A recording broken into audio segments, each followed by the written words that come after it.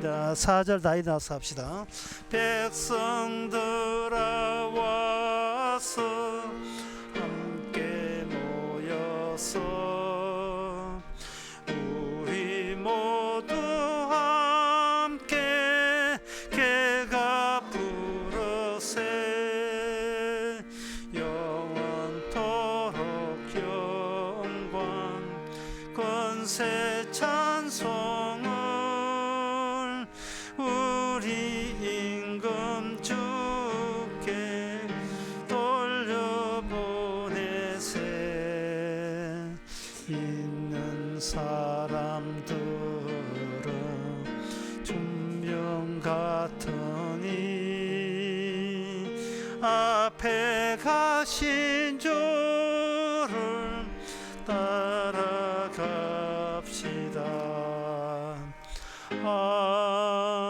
아멘. 다 같이 묵도하심으로 낮 예배를 함께 드리겠습니다.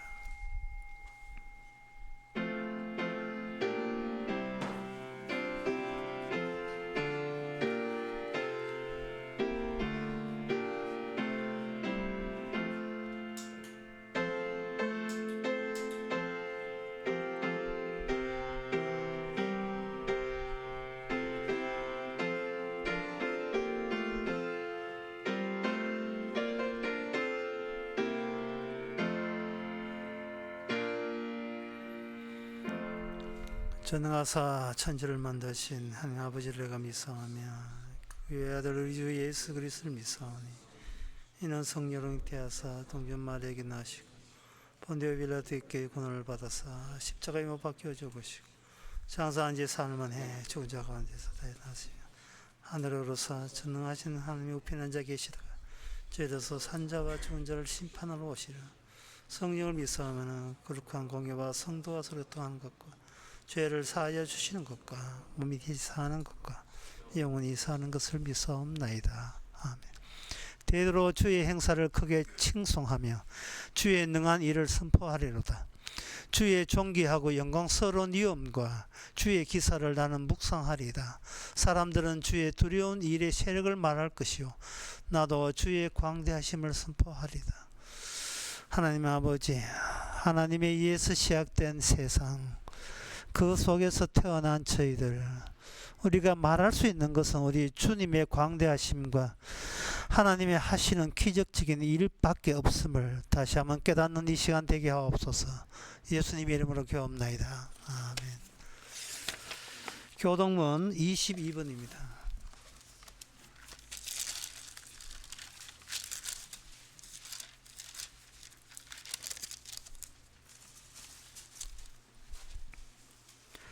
새 노래로 여호와께 노래하라. 여호와께 노래하며 그 이름을 송축하며 그 영광을 열방 중에 그 기이한 행적을 만민 중에 선포할지어다.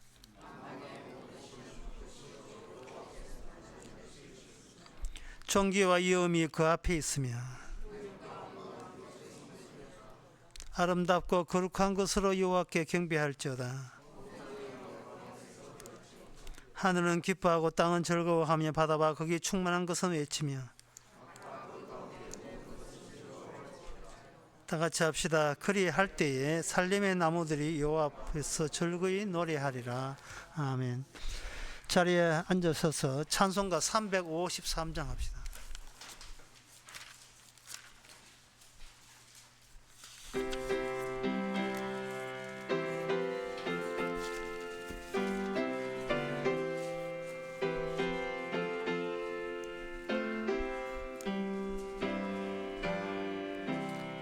내 주 예수 주신 은혜 한없구만.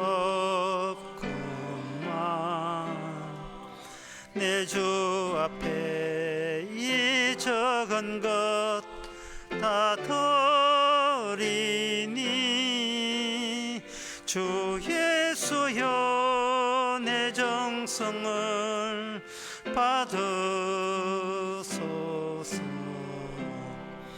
주 날 위해 보배로운 피 흘리셨네.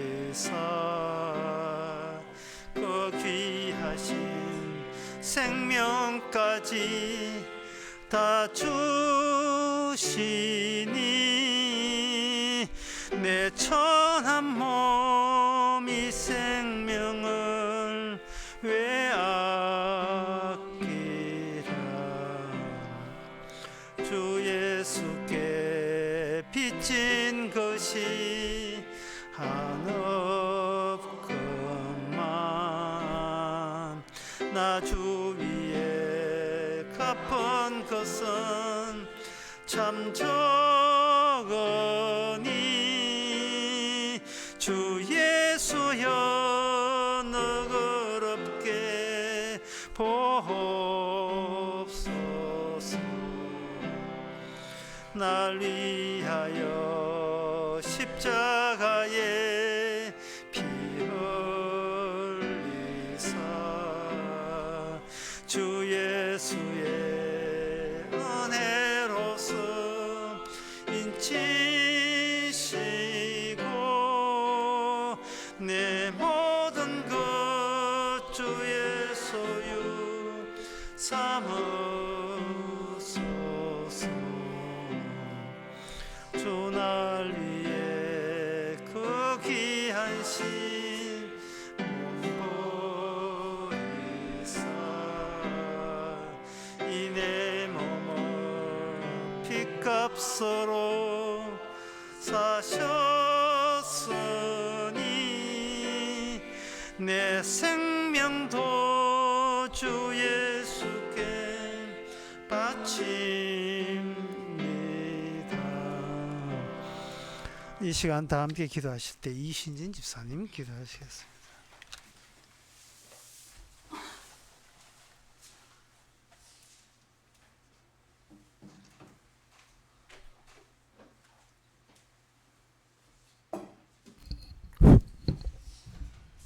기도드리겠습니다.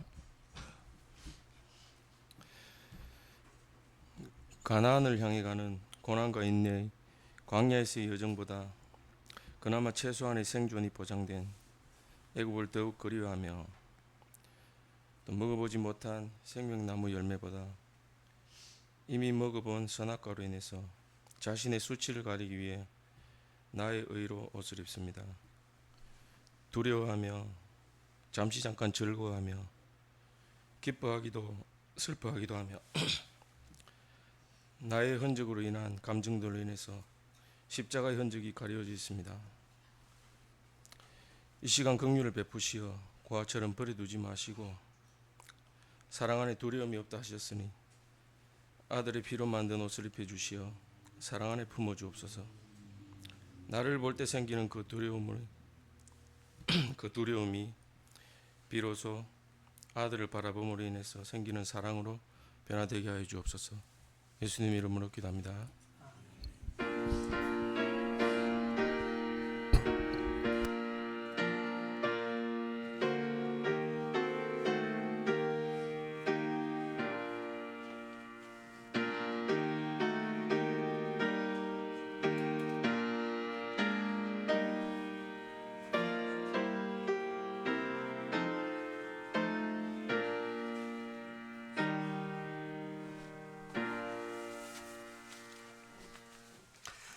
네, 이 시간 광고 시간입니다. 내일 10시 반에 우리 교회에서 대구 성경 모임 있습니다. 다른 광고 없으면 찬송가 268장 합시다.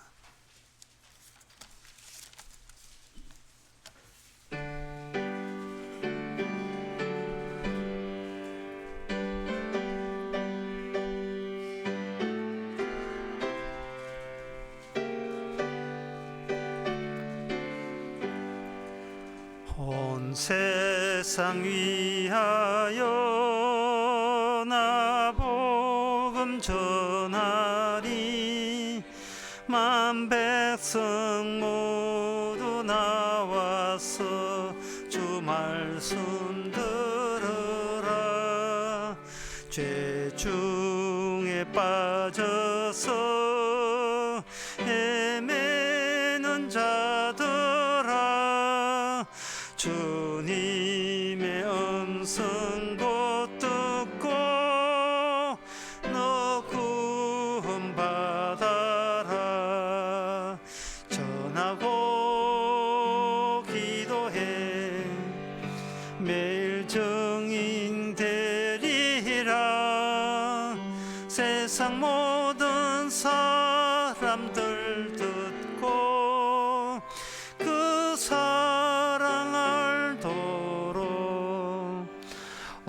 온 세상 위하여 이 복음 전하리.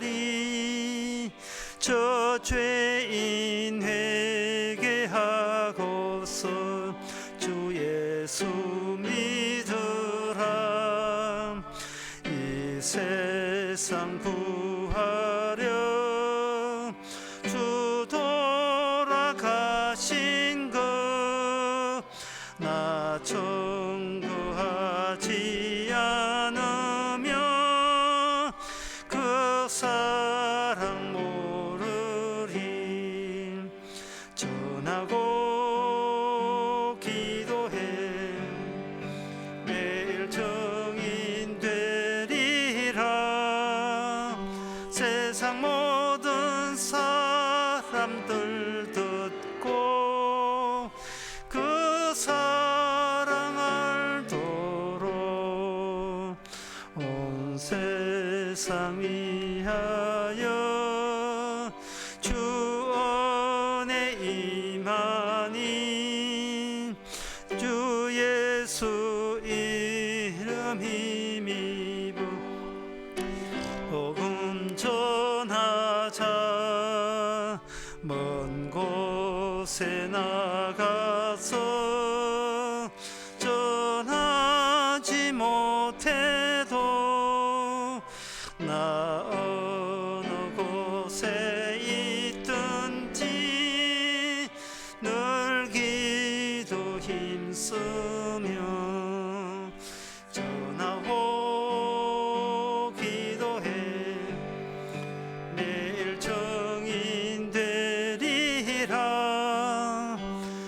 세상 모든 사람들 듣고 그 사랑 알도록.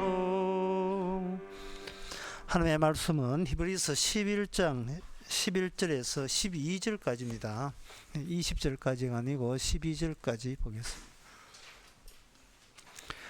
믿음으로 사라 자신도 나이 늙어 단산하였으나 잉태하는 힘을 얻었으니 이는 약속하신 이를 미쁘신 줄 알미르라.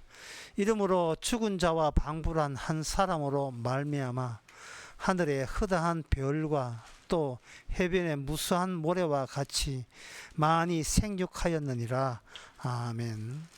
히브리서 11장의 내용은 믿음은 바라는 것들이 실상이로부터 시작하는 겁니다. 믿음이 빠져버리면 실상도 날아가고 없는 거예요. 그냥 바라는 것만 있는데 인간이 바라는 것은 믿음에서 출발한 바라는 것이냐, 그냥 믿음이 없는 상태에서 바라는 것이냐, 이것을 통해서 믿음이 있어서 바라는 것은 그게 실상이 되지만 믿음이 없어 바라는 것은 이거는 허상이 되는 거예요. 거짓이 되는 겁니다.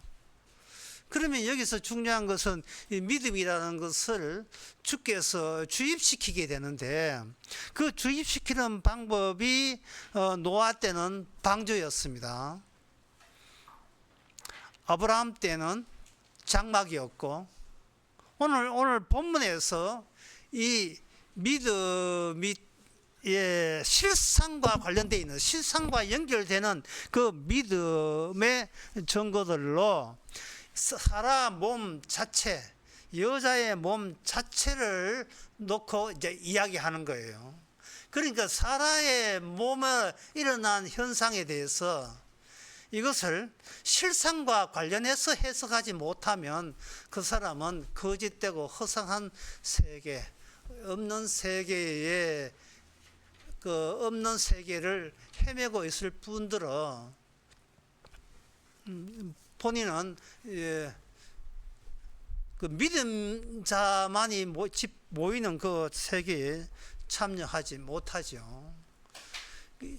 그냥 방주라는 것은 뚝딱 만들면 되겠지만 만든다는 것은 어떤 의미에서 가능성을 의미하는 거죠.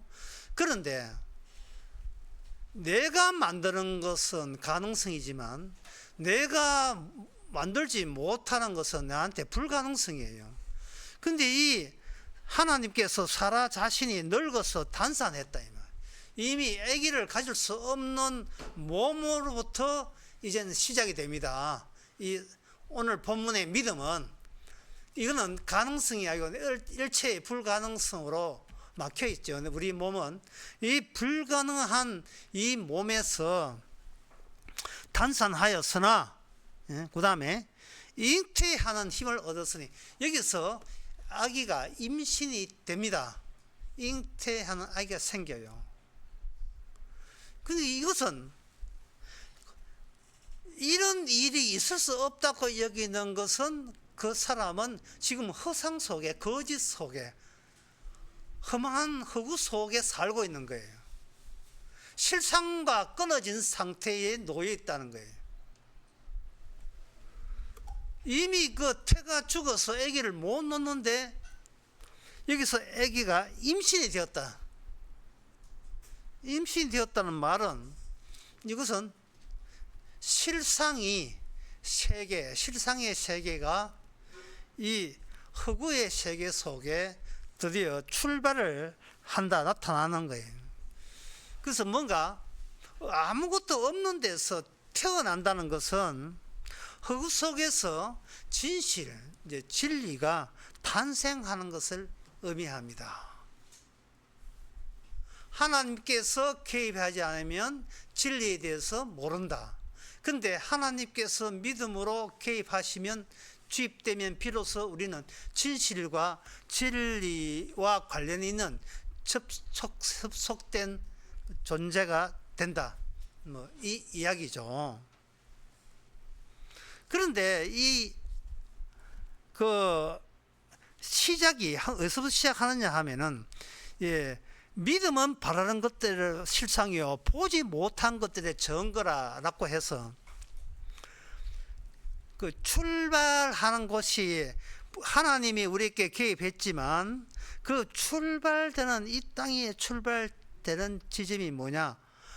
보이는 것에서 보이지 않는 것으로 하나님께서 만들어 나가시는 것, 드러내는 일을 하시는 겁니다. 그 보이는 것부터 해서 보지 못하는 것들이 실상에 속한다는 말을 하나님께서는 말씀을 하고 싶은 거예요. 그게 보이는 것이 있어야 되죠. 보이는 것이 있어야지, 이 보이는 것에서 출발한 어떤 가능성은 실상의 세계에 도달하지 못한다가 분명히 이게 정리가 되겠습니다. 정리되는 거예요. 그러면 보이는 것부터 우리 한번 출발을 해보자는 거예요. 보이는 것부터. 왜 보이는 것부터 출발했냐면, 보이는 것은 어떤 경우라도 실상에 대해서 파악할 수 없는 자체적인 한계를 갖고 있다는 것을 알기 위해서 보이는 것부터 시작하는 거예요. 한번 예를 들어 보겠습니다. 저 나무가 보인다. 보이죠? 나무가 내 눈앞에 나무가 보입니다. 예, 보입니다. 저게 실제로 있지요? 아니요. 지금 이야기 이래 되는 거예요. 저기 나무가 있습니다. 예, 있습니다. 그게 진짜입니까? 예, 진짜로 나무가 진짜로 보이게 진짜로 있겠지요? 아니요. 거짓입니다. 그렇게 되는 거예요.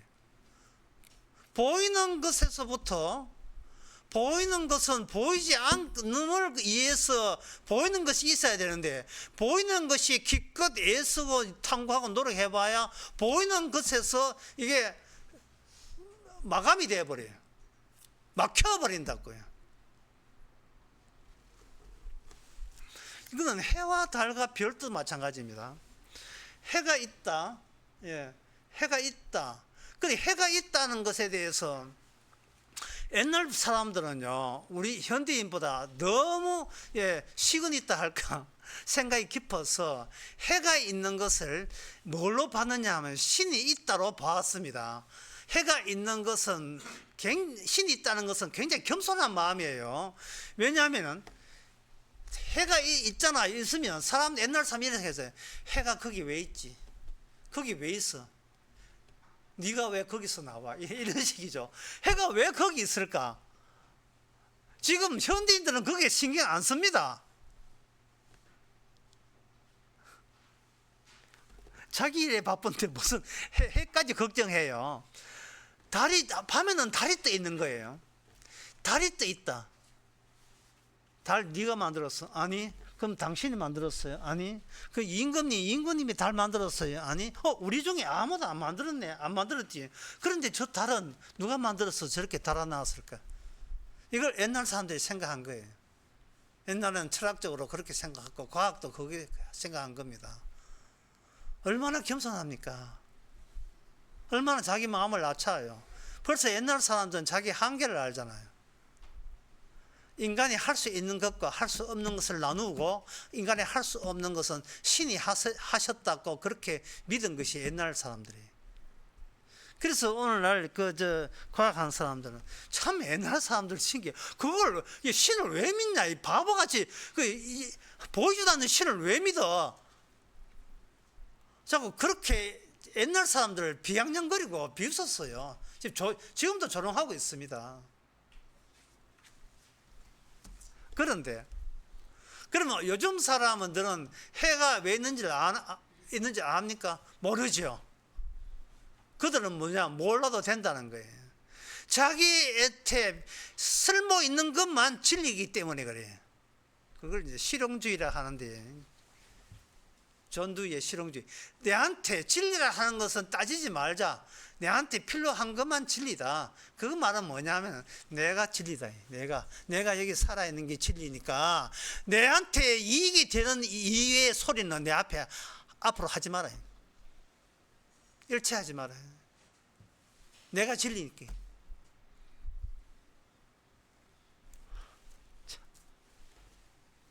인간은 자기가 자기를 만들고 싶어요. 그 생각뿐이에요. 자기가 자기를 표현하고 싶습니다. 나 이렇다고 자꾸 표현하는데 신경을 써요. 관심이 거기에 가 있습니다. 달에 관심 없어요. 별에 관심 없고, 그거는 과학으로 설명이 된다는 거죠. 과학으로 설명을 했죠. 우리 인간에게 이용되라고 설명했지. 달이 왜 거기 있는가? 저부터 우리가 쓸모 있으니까 달 하나 만들자, 이런 인간은 없고요. 왜? 해가 필요하니까 저에다가 해를 하나 만들어 두지, 이런 그 이야기를 인간 머리에서 나온 적이 없어요. 지금껏 나온 적이 없습니다. 그거 뭐가 진리예요? 뭘 안다는 겁니까? 지금 와서 지금 과학자들은 말하기를 세상의 모든 우주는 인간이 필요해서 생긴 것이라고 주장해요. 말도 안 되는 이 종교적인 발언을 해요. 그걸 뭐라고 하면 인류학적 원리라고 합니다. 인류학적 원리. 세상의 모든 것은, 우주가 있는 이유는 인류학, 인간이 저기 우주가 있네, 그거 설명하기 위해서 우주는 이만큼 진화되었다고 이야기해요. 지금 학교에서 그렇게 가르쳐요. 이거는 말도 안 되는 이야기를 하고 있습니다. 해와 달, 별, 저기 인간 속에 제일 신기한 게, 신비로운 게 뭐냐면, 나 여기 있는데 해는 왜 거기 있고 달은 왜 거기 있느냐 하는 거예요. 나만 있으면 되는데 왜 네가 왜 거기 있느냐 하는 겁니다. 옛날 사람들은 거기 신이 그렇게 만들었다는 거예요. 그러면 문제 끝납니까?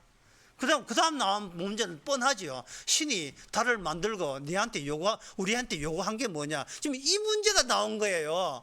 그러니까 신이 달을 만들고 해를 만들고 별을 만들면서 인간에게 요구한 게 있다는 거예요. 그 요구한 게 뭐냐? 몰라요. 요구한 게 몰라요. 요구한 게 모르니까 신에게 빌면 나한테 행운이 올 거야. 신의 존재를 인정해 줬으니까 그만한 보상은 있을 거야 라고 하면서 옛날부터 신을 섬기기 시작한 거예요. 이거는 실상이 아닙니다. 이건 험한 거고 헛상이에요. 그러면 이제 실상을 말할 때가 됐죠. 해는 왜 있고 달은 왜 있는가? 요한계시록 12장 1절.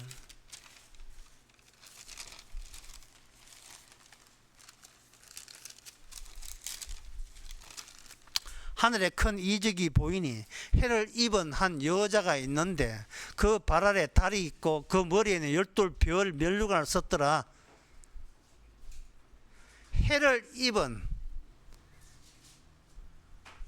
해를 덮어선 여자가 있는데 발 안에는 달이 있고 그 별은 12별이 그 머리에는 12별이 면류관을 썼더라.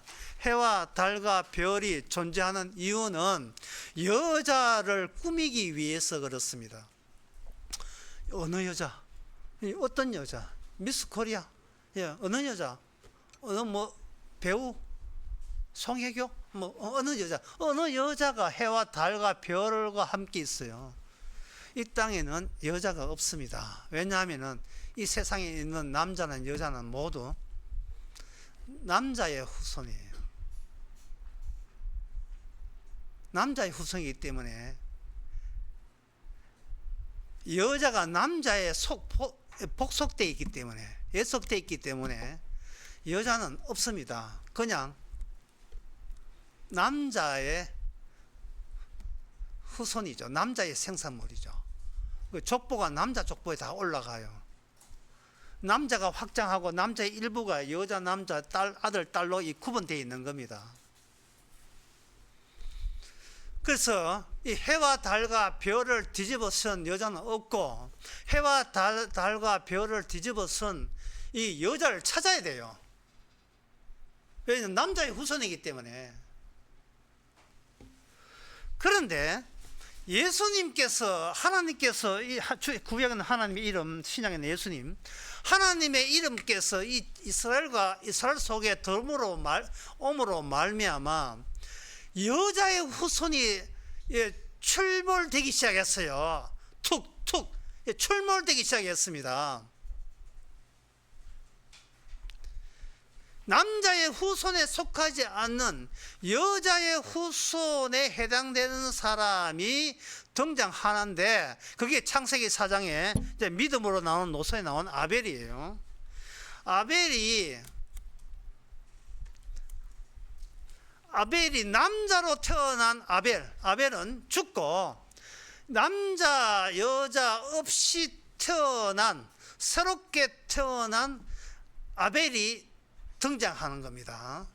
그게 아벨의 후손이라고 새로운 노선이 하나 만들어져요. 이렇게 만들어지게 되면 그 만들어진 것은 어디 만들어졌다가 아니라 저쪽에 인간의 육으로 나올 수 없는 또는 인간의 육이 죽게 만들어서 새롭게 생성된 새로운 삐져나온 노선은 저쪽 기존의 모든 남자에 속한 세계가 뱀의 후손에 속했다는 것을 들춰내요. 뱀의 후손이 없으면 여자의 후손도 나타나지 않습니다. 믿음의 실상에 등장하게 되면 뱀의 후손이냐 아니면 여자의 후손이냐 두 노선만 달랑 남아요. 수요일 설교의 제목처럼 다양성에서 두 노선으로 이게 정리정돈이 된다고 모아진다고요. 뱀의 후손은 남자의 후손으로 대체했기 때문에 이 세상 모든 사람들은 그냥 남자 족보로 올라가요. 문제는 여자를 찾을 수가 없어요. 여자의 후손에서 여자를 찾을 수가 없습니다. 여자 후손에 하는 것은 남자 없이 태어나요. 남자에서 태어난 것은 남자의 족보가 속하고 남자 없이 태어난 것은 여자에 속합니다. 그게 창세기 3장에 보면 나와요. 남자는 흙이 되었는데 여자는 이름이 생명이에요. 생명 노선에서 여자가 새롭게 등장한다는 거예요. 하나는 이름이 생명이라는 거예요. 생명 노선이 나와요. 그 생명 노선에 나오는 하나에 등장하는 특징이 바로 창세기 4장에서 가인이 아벨을 죽이는데 가인은 그냥 동생을 그냥 죽이고 싶어 죽이는 게 아니에요. 가인에게 뭐가 뒤에 이게 덮어 생겨 있어요. 악이 덮어 섰거든요. 앞이 덮어 섰으니까 다스리라 했는데 다스리지를 못해서 동생을 죽인 거예요. 그런데 가인은 뭐냐? 노선이 하나님과 노선이 끊어진 노선이에요. 창세기 4장에서 하나님 노선이 끊어진 쪽이 하나님의 제사를 받음으로써 노선이 연결된 자를 살해하는 사건을 통해서 하나님께서 그 죽은 아벨의 노선을 셋이라는 이름으로 새로운 아벨 노선을 하나님께서 시작을 하는 겁니다. 이렇게 이야기가 이렇게 복잡한 이유가요, 우리가 생각하는 이 모든 세계가 믿음 없는 세계예요. 믿음 없는 세계니까 실상은 모르는 상태에서 가상과 거짓 속에 살아가는 거예요. 가상과 거짓 속에 살아가는데 실상 나오는 방법은 오늘 본문의 사례에 의하면 임신하지 못한 데서 새로운 아기가 탄생해야 된다는 이야기예요. 하나님께서 노아가 방주를 만들듯이 이제는 방주 만드는 시기는 끝났고 지나갔고 이제는 사람 속에서 새로운 사람이 나오는 거예요. 내가 아닌 곳에서 새로운 나가 등장시키는 방식으로 하나님께서는 여자의 후손의 노선이 분명히 있다는 것을 드러내는 겁니다. 다시 요한계시록 12장 1장에서 해가 왜 거기 있고 달이 왜 거기 있고 별이 거기 있느냐, 그래서 왜 있는지를 모르겠다, 이거는 허상에 속한, 우리가 보기에 이유가 없죠. 그냥 있는 이유를 모르고 그냥 신에게 섬기듯이 섬기는데, 하나님께서는 이제는 해와 달과 별이 거기 있다가 하지 않고 함께 있다가 성립되는 새로운 인물을 여자라는 이름으로 등장하는 거예요. 여자라는 이름으로. 그 여자를 대신하는 아들이 있는데 그분이 바로 여자의 유일한 후손인 아들 된 예수님이에요. 남자예요. 그래서 기존에 악마의 노선에 속한, 뱀의 노선에 속한 남자와 이 남자는 다르지요. 말이 안 통하죠. 다릅니다.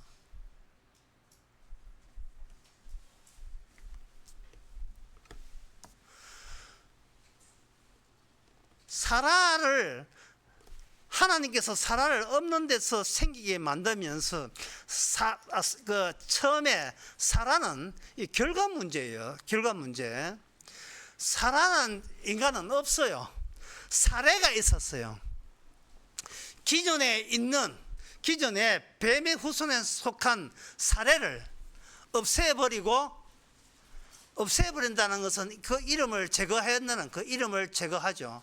제거하고 거기에 사례가 낳은 아들로 인하여 사라는 새로운 이름을 얻게 됩니다.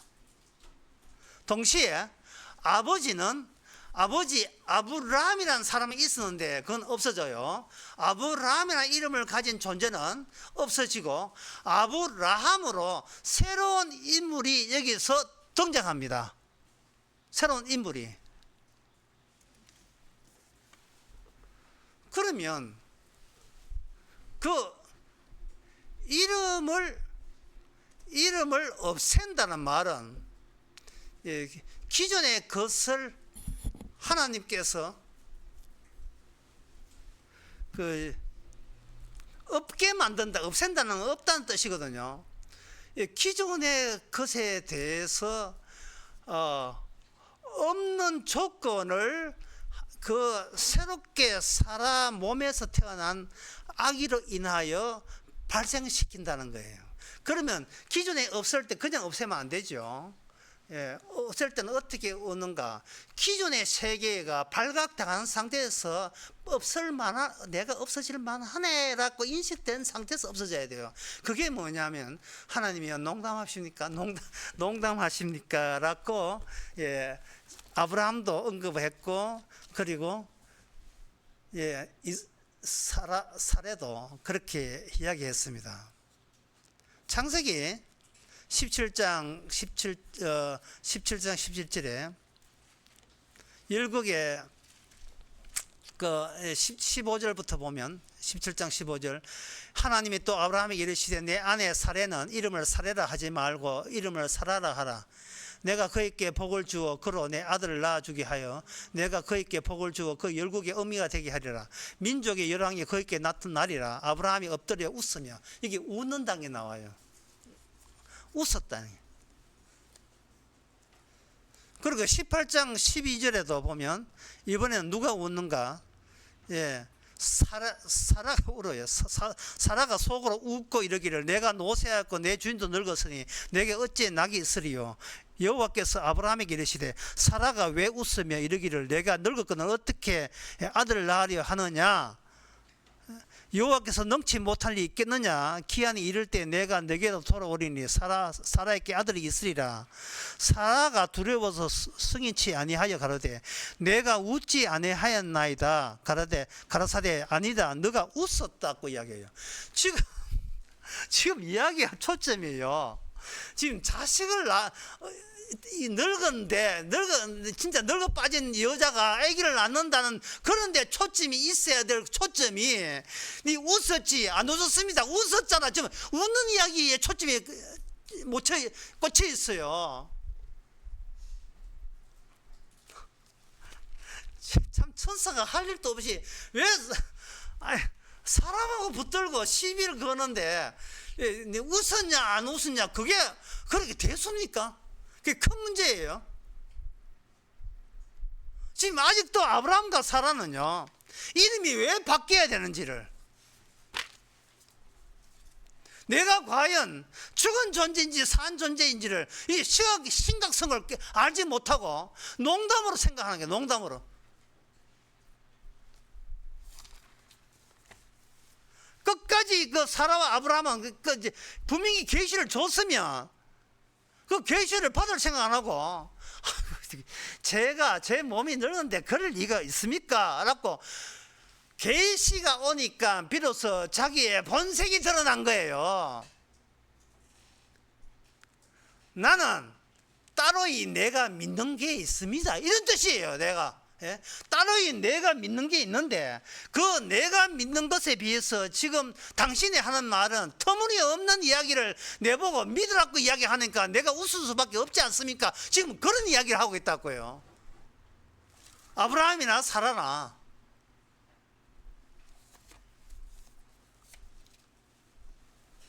여기서 우리는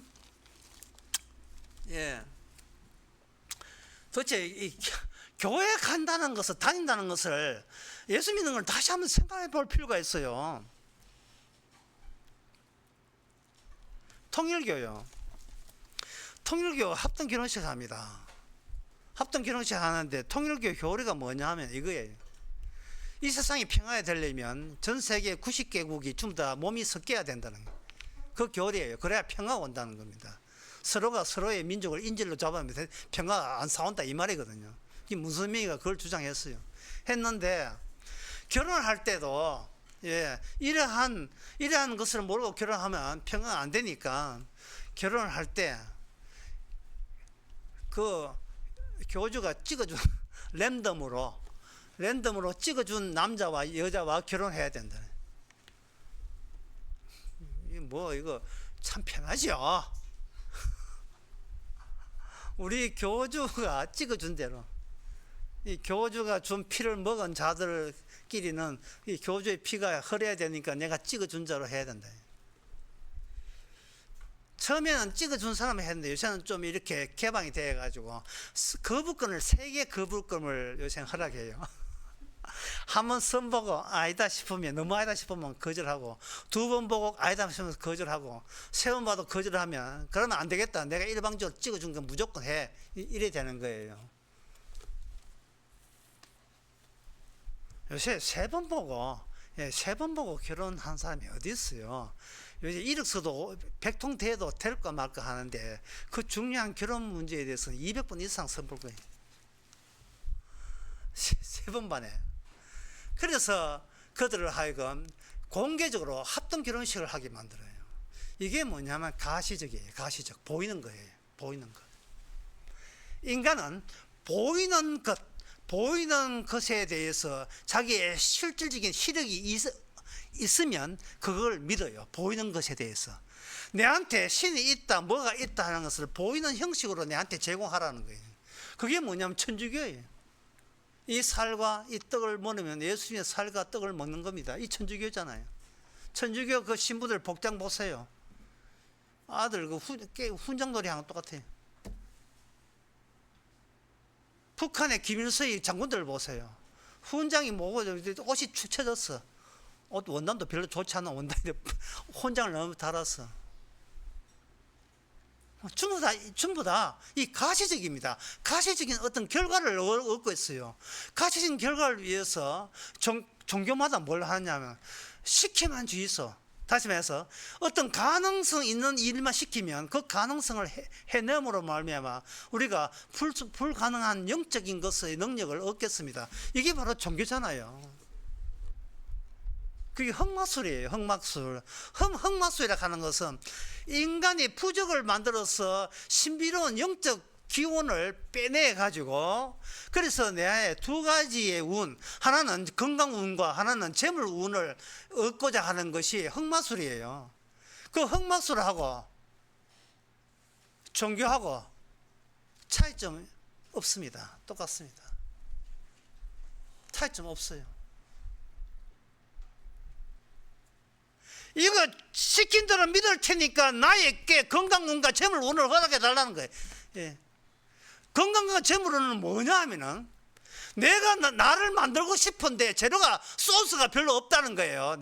내가 나를 만들고 싶은데 내가 원하는 나를 만들고 싶은 거예요. 나는 그게 실제적인 이익이니까요. 남편 아브라함이 이름을 사레라 지어서 사레라는 뜻이 뭐냐면 예쁜 나의 공주였다는 뜻이에요. 예쁜 나의 공주요. 그런데 그 공주가 아기를 못 낳아요. 아기를 못 낳습니다.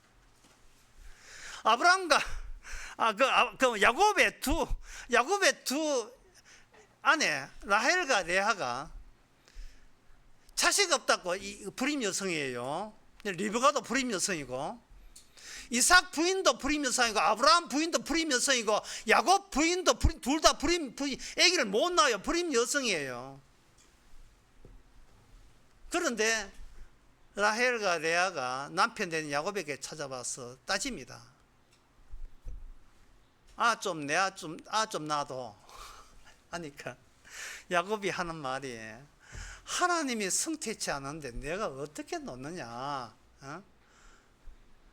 이거는 야곱은 하나님을 개입시킵니다. 하나님이 아기를 못 놓게 하는데 무슨 내 재주로 아기를 낳을 수 있느냐. 지금 믿음은 바라는 것들의 실상이에요.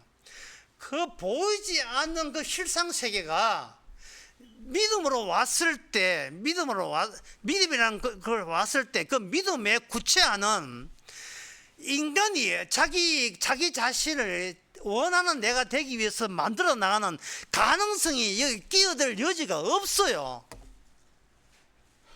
끼어들 여지가 없다고요. 여기서 우리는 그 사라와 마리아의 차이점을 봐야 됩니다. 사라는 가능 세계에서 불가능 세계를 맛보았습니다. 이게 사라예요. 그런데 마리아는 아예 없어요. 왜? 결혼을 안 했으니까. 아예 없어요. 없는데 있었습니다. 생겨났습니다. 사라는 인간에게 탈이 있다는 거. 아까 웃었다 했죠. 인간은 하나님의 조도하는 관계없이 자기 나름대로의 소박하게 자기 나름대로의 믿음의 세계를 갖추고 있는 거예요. 내가 할 수 있는 것들로 끌어모아서 자기 세계를 구성하면 잘은 못 살지만 그럭저럭 세상 살 수 있다. 인간의 희망은 뭐냐? 내 가능성이다. 희망이 있다. 이래는 거예요. 그런데 인간에 그 탈이 생긴 거예요. 탈이 생겼다가 그 사라 이제는 그것이 어쩌다 임시된 거죠. 그런데 마리아에게서는 아예 아들을 낳으면 자식을 놓으면 안 돼요. 결혼도 안 했는데 왜 자식을 낳아야 돼요?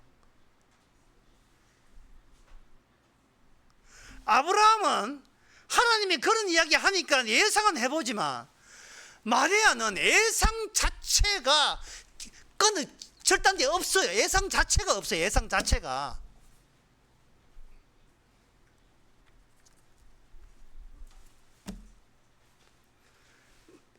하나 입장에서는 하나님의 개입, 말씀에 개입되면 너도 구원받을 수 있다가 되어 있지만, 마리아에게는 아예 너라는 게 없어요. 나도 없고 너도 없어요.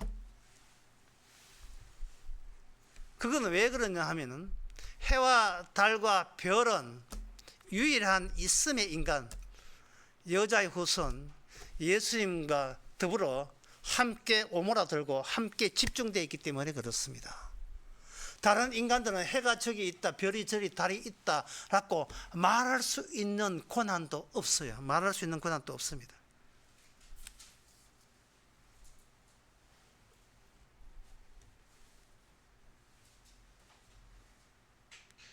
그 암세포가 그 에너지를 많이 끌어당기기 때문에 활동성이 굉장히 많아요. 암세포가. 그런데 어떤 인간은 자기 자신이 하나님 보시기에 자기가 암세포에 지나지 않는다는 거, 열심히 활동하고 있으니까 이것을 암세포에 지나지 않는 거,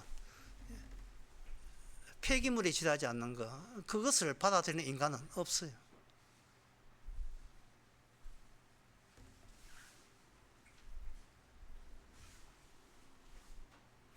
그래서 하나님께서는 인간을 이미 있음을 먼저 선점하고 나머지를 없애버립니다. 이걸 죽이는 거죠.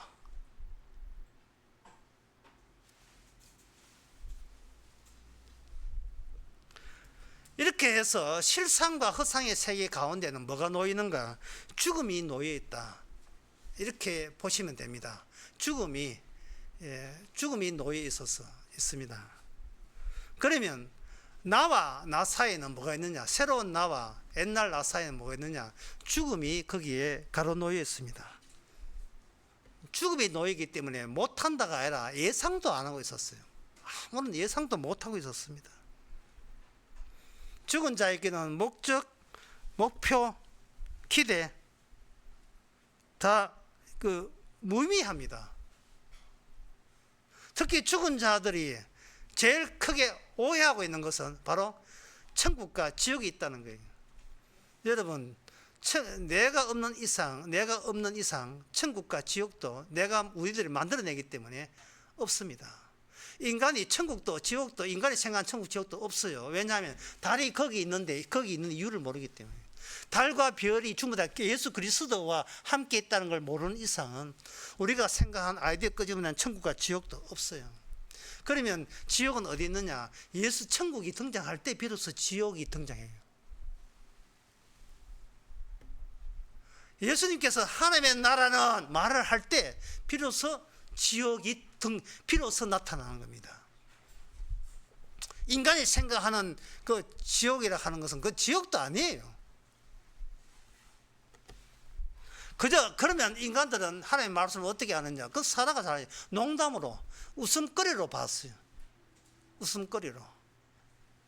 이게 구약입니다. 그러나 신약에 오게 되면 이젠 웃음거리 자체가 싹 가시죠. 생각지도 못한 것이 출몰했으니까. 생각지도 못한 것이 출몰했으니까. 구약에는 사라가 이삭을 임신했잖아요. 그런데 신약은 누구든지 마리아가 기준이 되어서 누구든지 예수님을 임신 못하면 천국 못 갑니다. 제2, 제3의 마리아만 하나님께서 예수님과 관련성이 있는 걸로 여겨서 천국에 보내줘요. 그걸 뭐라고 하냐 하면은 성령이 임했다. 이게 성령이 임했다는 거예요. 마리아가 예수를 임신할 때 예상도 못했잖아요. 성령이 임할 때의 특징이 뭐냐? 예상도 못한 거예요. 예상도 못한 겁니다. 처음에는 예상했겠죠. 왜냐? 인간은 구약부터 해서 신약으로 오기 때문에. 구약의 여러 가지 증거들을 거쳐서 신약이 오기 때문에 처음에는 하나님께서 날 도와줘가지고 기적이다. 이 말기암에서 이렇게 나오는 것은 하나님의 나의 도우심이다. 온갖 이야기를 다 할 거예요. 이게 기적이라고 할 거예요. 그러나 그거는 허상입니다. 실상 아닙니다. 보이는 것에서 마감이 되는, 보이는 것에서 보이는 것으로 재료를 끌고 모았던 그러한 결론이 뭐냐? 이렇게 하면 구원받고 이렇게 이야기하면 천국 간다, 이래 되는 거예요. 그래서 성경을 보면서 사람들은 나는 여기 있고 거기 성경이 있네, 나무가 거기 있네, 해가 거기 있네, 달이 거기 있네. 왜 있을까?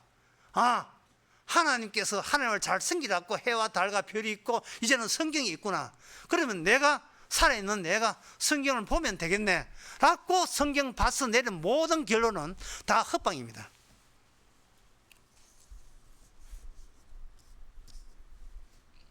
다 헛방이에요.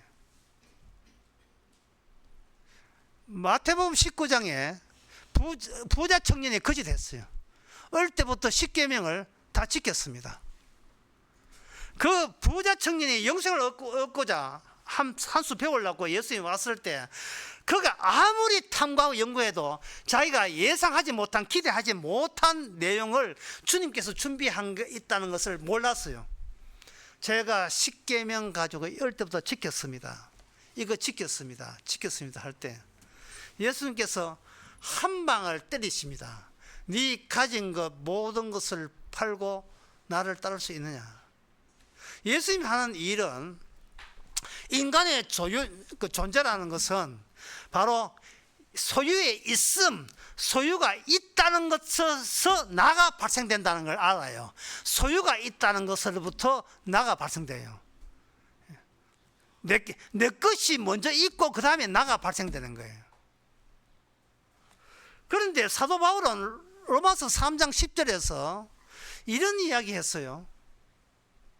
의인은 없나니 하나도 없다. 의인은 없나니 하나도 없다. 여러분들이 아마 수백 번 들었고 여러분도 수십 번 보았던 말씀이에요. 의인은 없나니 하나도 없다. 여기에 우리가 곧 어느 단어에 초점을 맞춰야 되느냐 하면은 없다는 거예요. 없다는 것을 드러내기 위해서 주께서는 예수님 보기에 달이 있네, 별이 있네 하는 것처럼 저기 인간이 있네 라고 이야기하는 겁니다. 관점을 바꿔야 돼요. 내 관점이 아니고 예수님 관점으로 바꿔야 돼요. 왜? 유일한 여자의 후손은 예수님이니까 나머지는 뱀의 후손들이에요. 관점 자체가 소용없어요. 다 쓸데기 없는 거예요. 쓸모없어요. 하나님 나라에 쓸모없으면 쓸모없는 거예요. 예수님 관점에 만나면 없다예요. 그냥 없는 거예요. 없어요. 없어요. 살아보고 네 자궁은 쓸모 있나? 없습니다. 그거예요. 쓸모 없어요. 자식 놀 자신 있어. 아이고 이 나이에 또 농담하십니까? 웃음이 납니다. 내 말 참 우습지, 그지? 예, 웃었습니다. 됐어. 그러면 됐어. 내 말에 웃으면 이제부터 네 속에 너 관점 말고 헛성의 관점 말고 실상의 관점을 네 속에 주입시킬 거야. 사람으로 할 수 없어도 하나님은 하시는 일이라 네 속에 거기서 하나의 방주처럼 네 안에 거기서 나올 거야. 그게 나오는 거예요. 이 인간 세계에서 보이지 않는 세계가 내 안에서 자라나게 될 거야. 네 안에서 자라나게 될 거야. 왜냐하면 그게 나니까. 그게 나 예수님이니까. 사라의 특징은 주님께서 하나님의 이름을 가진 하나님의 일을 사라의 몸을 하나의 인큐베이터로 사용했다는 점이 중요해요. 하나의 기계예요. 사라가 몸은 지금 사라의 자궁은 쓸데없어요. 아무 쓸모 없습니다. 아무것도 생산하지 못해요. 비생산적입니다. 불모적이에요. 흔히들 광야 생활 하잖아요. 광야 이야기 한다고요. 광야에 이스라엘이 돌아다녔습니다. 이 15일 만에 갈 거리예요. 15일 만에 갈 거리를 40년 동안 돌아다니겠습니다. 여러분 상상해 보세요. 15일 만에 갈 거리를 40년 동안 돌아다닙니다. 뺑뺑이 돌린 거죠. 막혀 있다는 겁니다. 어디에? 보이는 세계. 아브라함 자손 이스라엘이 약속의 땅에 몸가건선 그들이 광야에 나오면서 보이는 세계가 그들에게 전부였기 때문에 그렇습니다. 보이는 세계. 보이지 않는 세계를 보이는 세계의 개념으로 이해하려고 믿으려고 할 때 그 믿음은 좌절되는 거예요. 주님이 하시는 일은 딴 게 아니에요. 우리의 가능성을 전부 다 우리의 가능성 거기서 나온 모든 우리 소유성을 좌절시키는 거예요. 그게 주의 일입니다. 그래서 그 광야에 대해서 이렇게 정리하면 돼요. 하나님께서는 이스라엘 백성을 통해서 광야 전체를 지근지근 밟게 했다. 밟았어요. 밟아버리면 이거는 뭐냐면 아브라함의 자손이 다녀간 길은 뭐가 되느냐? 불모의 대지, 황무지, 황폐함, 공허함이 되어버려요. 허상의 세계가 되는 겁니다. 지금 그 이스라엘이 광야에서 밟기 전에 아브라함과 이삭과 야곱이 하나의 가정 단위로 그걸 밟았어요.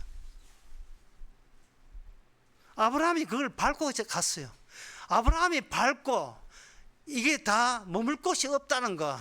우리는 그냥 머물고 떠나고 있을 곳이 아니고 우리가 갈 바는 이곳이 아니라는 것을 보여주면서 아내 사라의 몸에서 임신하고 있습니다. 임신되고 있어요.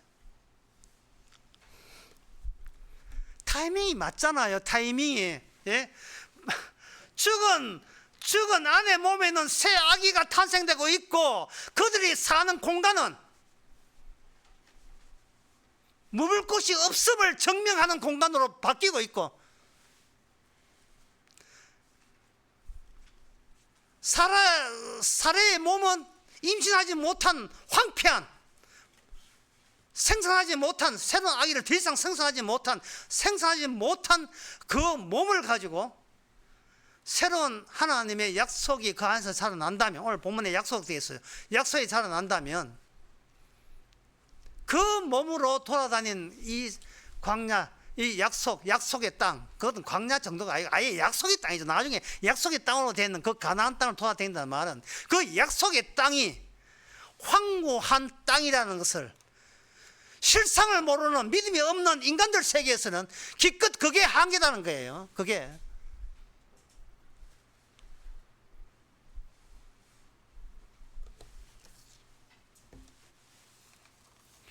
마태복음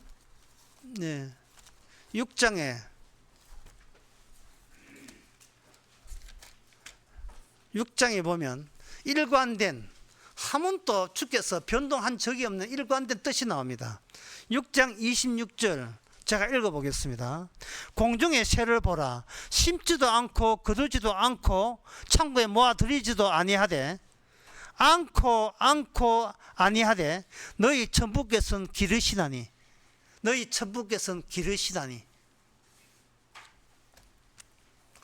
해가 왜 있느냐? 달이 왜 있느냐? 나무가 왜 거기 있는가? 그리고 참새가 왜 거기 있는가? 이면 덜풀 한번 보겠습니다. 30절 오늘 있다가 내일 아궁이에 던져놓은 덜풀도 하나님이 이렇게 입히시거든. 덜풀이 있습니다. 그 가운데 저와 여러분이 있습니다. 왜 있습니까? 친히 기르시거든을 드러내기 위해서 있습니다. 누가요? 바로 이 땅에 하나님이 기르신다 하면 안 돼요. 이 땅에 오셨다가 죽었다가 다시 살아난 분이 자신을 증명하기 위해서 오늘날 성도란 이름으로 죄인을 성도란 이름으로 친히 기르십니다. 왜냐하면 그 죄인 안에 예수님 본인이 들어있기 때문에 본인이 들어있어요. 어찌 귀하지 않습니까?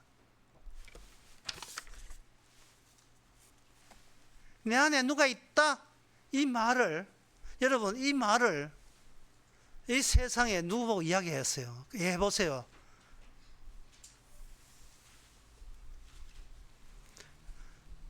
거기에 그걸 누가 알아듣습니까?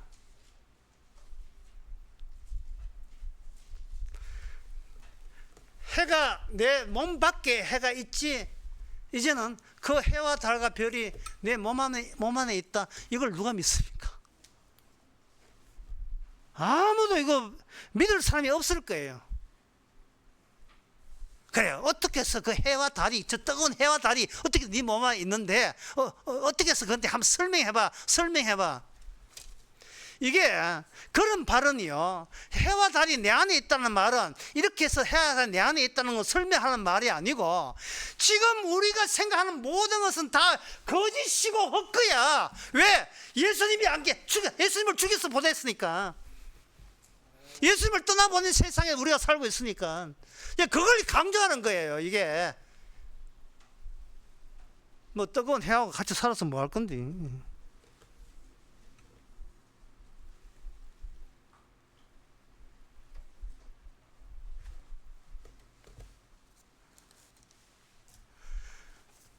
주께서 예수님이 제 안에 있음으로 말미암아 내가 아닌 나가, 나의 다른 나가 나오는 거예요. 거기서 다른 나가 나오는 거예요. 해와 달, 별이라는 것은 그 빛이, 창세기 1장에 보면 그게 빛으로 되어 있어요. 빛이 먼저 있고 해와 달이 있잖아요. 그러면 우리는 뭐냐? 나와 다른 나는 뭐냐? 하나님의 아들이죠. 뭐 하나님의 아들이에요. 내가 괜찮은 내가 나오는 게 아니고 하나님의 아들이 되는 거죠. 해와 달은 하늘에 가면 빛이 되는 것처럼, 지상에 있을 때는 해와 달 이렇게 발광체로 되지만 천국 가면 빛 그 자체가 있는 거야. 요한계시록 22장에 나오는 말씀이. 그때는 해도 필요 없고 달도 필요 없고 어린 양의 빛 그 자체로 모든 게 조명법 문제가 다 해결되는 거예요. 그러면 이 땅에 하나님의 아들들 하는 것은 로마서 8장에 나오는 하나님의 아들들이 누구겠어요? 이 땅에는 없어요. 없는데, 내 안에도 없어요. 내 안에 없는 것을 예수님의 영이 임해서 나로 하여금 하나님의 아들들이 되게 하시는 거예요.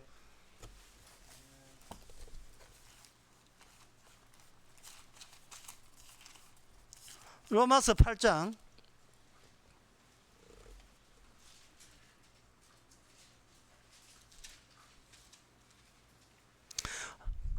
8장 19절, 피조물들이 고래한 바는 하나님의 아들들이 나타나는 것이니, 피조물이 허무한데 굴복하는 것은 자기 뜻이 아니고 오직 굴복케 하시는 이로 말미암은 것이라.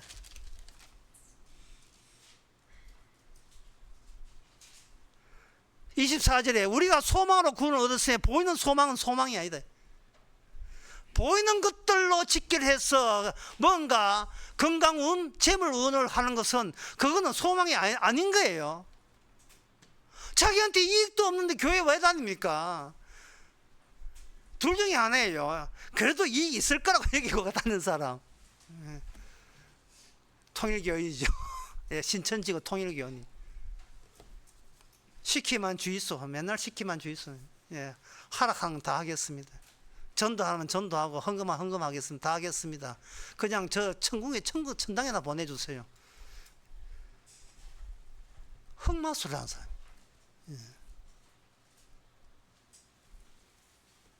반면에 난데없이 사라가 되고 말았어요. 난데없이 마리아가 되고 말았습니다. 내 속에 이 가능한 속에 불가능성이 자꾸 나와요. 나오는 성경의 관계 시험에 나오면서 어떻게 나오는가? 말씀에 응하게 함이라. 말씀에 응하게 함이라. 말씀에 응하게 함이라. 이렇게 나오는 거예요. 마치 그 아브라함과 사라가 같이 한 통속으로, 참 웃기는 소리 하고 있는데 그걸 가지고 흥침복이라고 하는데, 여기 그 흥침복도 그 대목이 나와요. 그게 그 마태복음 27장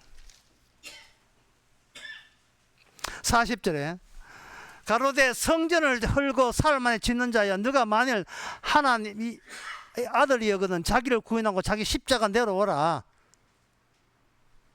42절 저가 남은 자는 구원해야 돼. 자기는 구원할 수 없다. 이게 무슨 말이냐 하면요, 여기서 당신이 십자가 진짜 내려오면 당신 믿지 말라고 믿어 죽게 하는 거예요. 그래, 믿어 죽게 한다는, 믿어 죽게는 말이 아니고 당신이 남을 자기도 구원 못하면서 남 구원하는 게 헝칭복이다. 웃기지도 마라. 농담을 해도 농담은 어느 정도껏 해야지. 이게 우리 교회 60년 다닌 마음속에 이게 없다고 생각하십니까? 내가 나를 참하게 만들어서 천당 보내려고 교회 나온 경우도 있지만, 내가 교회에서 하는 모든 일을 일거에 다 더러운 것으로, 지저분한 것으로 할 정도로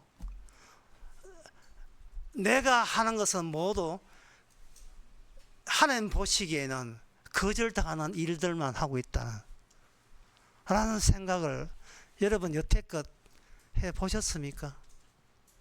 진짜 성도는 뭐냐 하면은, 진짜 성도는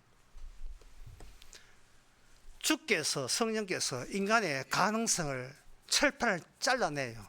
인간의 마음은 철판이거든요. 이걸 강제로 잘라내요. 십자가 피로 잘라내가 조각을 만들어 놓고 가능성 있다는 걸 다 조각내가지고 그것을 불가능성으로 집어넣어서 그걸 용접을 해버려요. 그럼 어떻게 되냐? 여기서 불꽃이 막 튀지요. 불꽃이 막 튄다고요. 불가능성이 불꽃이 튀어나오면 성도예요.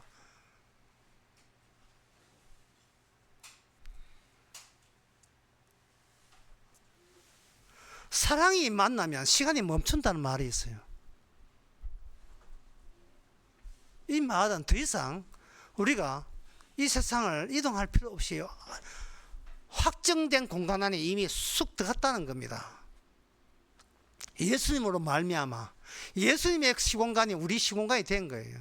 갈라디아서 6장 14절에 내가 십자가로 세상에 죽었고 세상은 나 밖에서 죽어 있다는 거예요. 이게 불가능한 공간에 성령이 임하면 이렇게 되는 거예요. 된다 이 말. 내 안에서 천국이 자라나고 있어요. 불가능성이에요. 그래서 우리가 완전하는 뜻이에요. 그렇지 않고 이것을 주께서는 이걸 이루기 위해서 맨날 우리 육신이 갖고 있던 자기 잘난 맛에 사는 그것을 잘라내요. 그걸 막아버리고 그 막혀가 절망과 기대와 목표가 모든 게 좌절되면서 그걸 십자가 사랑으로서 이어버리면 비로소 그 사랑 가운데서 주님의 생산성, 주님의 나라가 우리를 통해서 거기 생산되는 생산의 인큐베이터 역할을 하고 있는 거예요. 생산의 공장 역할을 하고 있는 겁니다. 끝으로 여러분 삶 가운데서 말도 안 되는 용서하시는 사랑이 계속 나오기를 바랍니다. 말도 안 되는, 이유도 없이 나오는 그 사랑과 제사함이 계속 용접 불꽃 튀듯이 계속 나와서 주님이 우리 안에 함께 있음을 이 땅에 나그네 인생을 살아가면서 증거하시기 바랍니다. 기도하겠습니다. 하나님 아버지, 정말 거짓된 세상 속에서 같이 거짓된 것만 공부하고 거짓된 인간과 대화하면서 그게 진리양 전분양 여겼습니다. 그런데 이것이 거짓인 것을 알게 한 것은 오직 주님의 사랑인 것을 이제는 깨닫는 저희들 되게 하옵소서. 예수님의 이름으로 기도합나이다. 아멘. 다시 일어나셔서 찬송가 378장 합시다.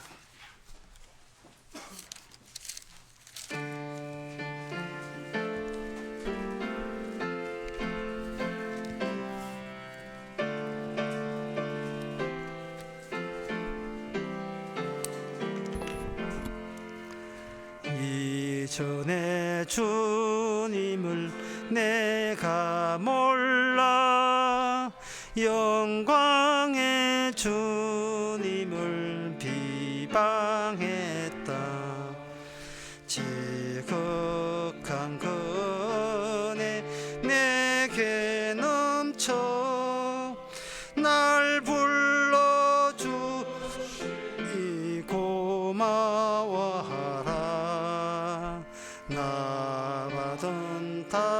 달란트 얼마런가 나 힘써 그것을 남기어서 갑절로 주님께 바치오면 충성된 종이라 상 주시리 천하고 무능한 나에게도 귀중한 직분을 맡기셨다 그 은혜 고맙고 고마워라 이 생명 바쳐서 충성하리 내 하는 일들이 하도 적어 큰 열매 눈앞에 안 베어도 주님께 죽도록 충성하면 생명의 면류가 얻으리라. 기도합시다. 지금은 우리 주 예수 그리스도의 은혜와 하나님의 크신 사랑과 성령의 충만하심이 멀리 있어서 보이던 주님이 우리와 함께 있음을 느끼는 모든 성도에게 함께 있을지어다.